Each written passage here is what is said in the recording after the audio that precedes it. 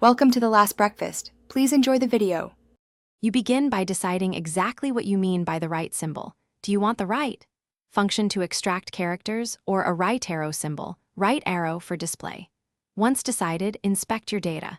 Note consistent lengths, delimiters, or whether cells contain formulas. Open the worksheet and select a sample cell. Next, open the Formulas tab for functions or insert symbol for glyphs. This first step prevents wasted work later, because correct intent drives the formula or symbol choice. Now you implement extraction and alternatives. Use right A2 3 to get the last 3 characters. If length varies, compute numchars with len, A2 find, A2, or use search for case-insensitive matches. Once done, combine with substitute to remove unwanted characters before extracting.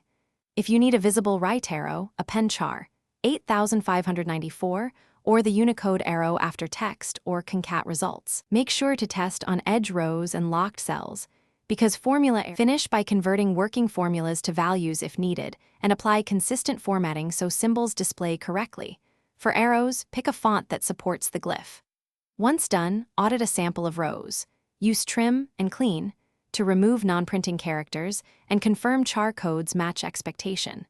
If results differ, make sure your formula references are locked with $ when copying, and step through with evaluate formula. A key troubleshooting tip: hidden characters often break right. Apply clean and show non-printing to diagnose.